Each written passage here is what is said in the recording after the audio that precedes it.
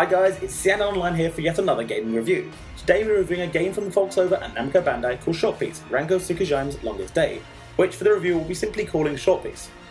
Short Piece is split into two different parts: the game, Ranko's Longest Day, and Short Piece itself, an hour worth of 5 short stories. So, what is Short Piece? It was a project which incorporated 4 short anime stories and a 5th named opening. Short Piece, Ranko's Longest Day was the next short, though instead was a video game with help from the talented Suda51. The theme of Short Piece was that of Japan, with each story focusing on or representing a different setting within Japan's history. Ranko's Longest Day represents that of modern day Japan. We'll come back to the rest of the Short Piece in just a little bit though. For now we're going to talk about Ranko's Longest Day. This game is a side-scrolling platformer where you play as Ranko, trying to outrun the spirits who were chasing after her. Ranko's story is that of a schoolgirl in day and assassin at night, and is a great tale with several unexpected twists and turns.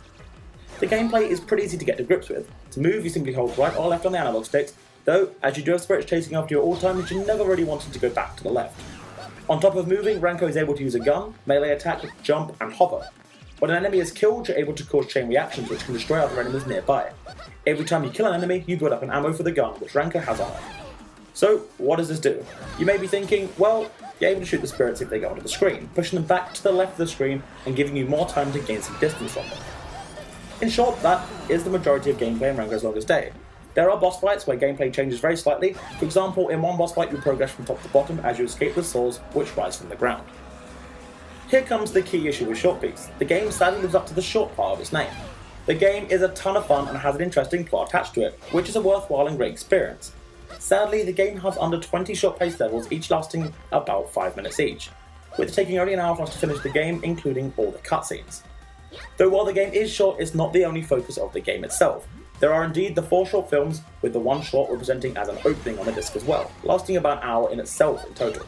The 4 films are called Possessions, Combustible, Gambo, and The Farewell to Weapons. Possessions is a story of a lone traveller who comes across strange spirits in an abandoned shrine, while Combustible is a tale about love, honour, and firefighters in an olden day Japan. Next up, Gambo is a story about a white bear who defends the royal family from a dangerous red demon. And finally, A Farewell to Weapons is a set of guys battling robotic tanks in apocalyptic Tokyo. Opening is also on the disc, which is a shorter piece but allows a small story in itself. Each of the stories have a different art approach and are directed by different people. Short Piece, as mentioned, is just over an hour in length, and the stories within are very well told. Some of the art styles are ones that we haven't seen before, though each art style suits the story it tells very, very well. Short Piece and Ranko's Longest Day both have well-suited and great soundtracks. Each short soundtrack brings out the film's story brilliantly, helping represent that era or place as would be expected. The song and opening is a short in itself, and it really is brilliant. It changes pacing and style to fit the different places the girl travels through.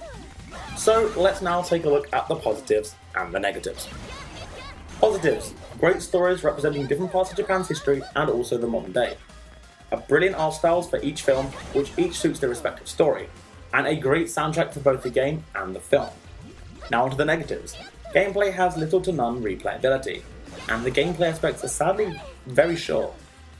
Short Piece, Ranko's Longest Day is a brilliant collection of stories representing different parts of Japan's history, with well-chosen art styles and soundtracks to fit the respective stories to a T. Sadly though, the one letdown Short Piece has is the game itself is very short and lacks replayability that you'd hope was there, because it was an enjoyable game.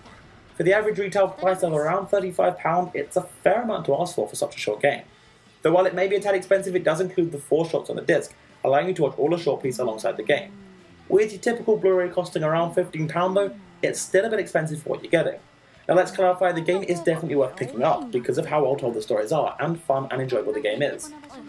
While Short Piece Longest Day is definitely suffering from being a bit short and a tad overpriced, it's a brilliant experience that if you can get your hands on just for a little cheaper, you shouldn't miss out on whatsoever.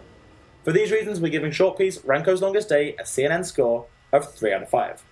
Thanks for watching guys, feel free to leave comments down below and make sure to like, comment and subscribe. We love talking to you down in the comments below. And we'll see you guys in our next review. This is C&NOnline, signing off.